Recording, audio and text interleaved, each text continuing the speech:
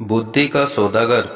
एक समय की बात है, गुजरात के एक छोटे से गांव में एक निर्धन लड़का रहता था।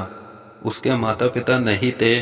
गांव में उसके पास आजीविका का कोई भी साधन नहीं था, परंतु वह बहुत बुद्धिमान था।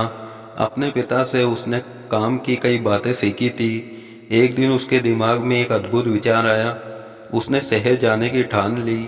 शहर जाकर उसने एक सस्ती सी दुकान किराए पर ले ली और दुकान के बाहर एक बोर्ड लगा दिया जिस पर लिखा था, बुद्धि का सौदागर, यहाँ बुद्धि बिकती है। लड़के की दुकान के आसपास फल, सब्जियां, कपड़े, जेवर, मेवे और रोजमर्रा की चीजों की कई दुकानें थी। सारे दुकानदार उस लड़के की खिल्ली उड़ाते, भाई ये दुकान तो बड़े गजब की है, अब तो अकल भी बिकाऊ हो गई। पर लड़का उनकी बातों की कोई परवाह नहीं करता था।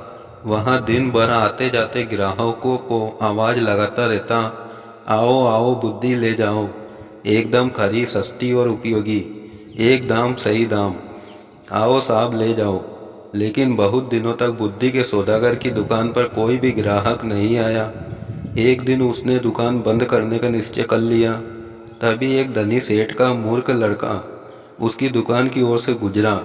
उसे समझ नहीं आया कि यह कैसी दुकान है, कोई फल या सब्जी की होगी।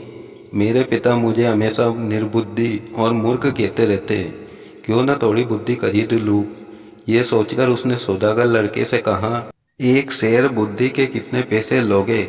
लड़के ने उत्तर दिया, मैं बुद्धि तोल कर नहीं, उसकी किस्म के हिसाब से बेचता हूँ। मेरे पास तरह तरह की बुद्धि है, सबका दाम अलग अलग है। आपको कैसी बुद्धि चाहिए? तो ठीक है, एक पैसे में जिस तरह की बुद्धि आए दे दो। सेठ का लड़का लापरवाही से बोला। सौदागर लड़के ने कागज की एक पर्ची निकाली और सेठ के बेटे को दे दी। उस पर्ची पर लिखा था, जब दो लोग झगड़ रहे हो तो वहां खड़े होकर उन्हें देखना बुद्धिमानी नहीं है। सेठ का बेटा खुशी खुशी घर पहुंचा और अपने पिता को कागज की पर्ची देते हुए बोला, देखिए पिताजी, मैं एक पैसे में अकल खरीद कर लाया हूँ। सेठ ने पर्ची पढ़ी और तमाकर बोले, मूर्ख, एक पैसे में ये क्या लाया है? ये बात तो सभी जानते हैं, तुमने मेरा एक पैसा डुबो दिया। सेठ तुरंत सौदागर की दुकान पर पहुंचा और उस लड़के को बुरा भला कहते हुए बोला, लोगों को ठगते हुए तुम्हें शर्म नहीं आती? मेरा एक पैसा वापस करो। पैसा क्यों वापस करूं? माल दिया है, पैसा लिया है। लड़के ने कहा, ठीक है, ये लो अपना कागज का फटा टुकड़ा जिसे माल कह रहे हो। नहीं चाहिए हमें तुम्हारा माल, ये लो कहते हुए सेठ उसकी पर्ची वापस करने लगा। पर्ची नहीं, मेरी सीख वापस करो। अगर पैसा वापस चाहिए तो आपको एक कागज पर लिखकर देना होगा कि आपका बेटा कभी भी मेरी सीख का प्रयोग नहीं करेगा। बात बन गई, दोनों पक्ष मान गए। सेठ ने कागज पर हस्ताक्षर कर दिए और अपना पैसा वापस लेकर प्रसन्न हो गया। समय बीतता गया। उस प्रदेश के राजा की दो रानियां थी। एक दिन दोनों रानियों की दासियां बाजार गई। वहां उनका झगड़ा हो गया। बात हाथापाई तक पहुंच गई। लोग चुपचाप खड़े देख रहे थे। उन्हीं में सेठ का बेटा भी था।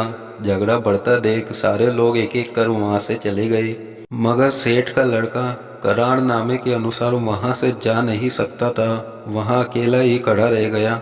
बस फिर क्या था, दोनों दासियों ने उसे अपना गवाह बना लिया। झगड़े की बात राजा रानियों तक पहुंची। सेठ और उसका लड़का राज दरबार में लाए गए। दोनों रानियों ने लड़के से कहा कि वहां उनके पक्ष में गवाही दे। सेठ और उसके बेटे के तो होश उड़ गए। वे सहायता के लिए बुद्धि के सौदागर के पास पहुंचे। बोले, हमें किसी तरह बचा लीजिए, मैं 500 रुपये लूँगा। लड़के ने कहा, ठीक है, ये लो 500 रुपये। सेठ ने तुरंत 500 रुपये निकालकर सौदागर को दे दिए। देखो, जब गवाही देने के लिए बुलाया जाए तो पागल की तरह व्यवहार करना, बुद्धि के सौदागर ने उपाय बताया। सेठ के बेटे ने वैसा ही किया। राजा ने उसे पागल समझकर महल से बाहर निकाल दिया। इसी तरह की एक दो घटनाएं और हो गई। बुद्धि के सौदागर की चर्चा राजा के कानों में भी पड़ी। राजा ने उसे बुलवाया और पूछा, सुना है तुम बुद्धि बेचते हो, क्या तुम्हारे पास बेचने के लिए और बुद्धि है? जी हुजूर, आपके काम की तो बहुत है, लेकिन 1 लाख रुपये। सौदागर लड़के ने कुछ हिचकते हुए कहा, तुम्हें 1 लाख रुपये ही दिए जाएंगे, तुम पहले बुद्धि तो दो। राजा बोले। सौदागर ने एक पर्ची राजा को दे दी। राजा ने पर्ची खोलकर पढ़ी। पर्ची पर लिखा था, कुछ भी करने से पहले खूब सोच लेना चाहिए। राजा को यह बात बहुत पसंद आई। उन्होंने अपने तकिए की गिलाफ पर, पर्दों पर, अपने कक्ष की दीवार पर, अपने बर्तनों पर इस वाक्य को लिखवा दिया, जिससे वह इस बहुमूल्य बात को कभी न भूले और ना ही कोई और भूल सके। एक बार राजा बहुत बीमार पड़ गए। राजा के एक मंत्री ने वैद्य के साथ मिलकर षड्यंत्र रचा और उनकी दवा में विष मिलाकर ले आया। राजा ने दवा का प्याला भी मुंह के पास रखा ही था कि उस पर खुदे शब्दों पर उसकी नज़र पड़ी, कुछ भी करने से पहले खूब सोच लेना चाहिए। राजा ने प्याला नीचे रखा और दवा को देखकर सोच में डूब गए कि यह दवा पीनी चाहिए या नहीं। वैद्य और मंत्री को लगा कि उनका भांडा फूट गया है। वे दोनों डर गए और राजा से क्षमा मांगने लगे। महाराज, हमें क्षमा कर दीजिए, हमसे बहुत बड़ी भूल हो गई। राजा ने तुरंत सिपाहियों को बुलवाकर दोनों को कारागार में डलवा दिया।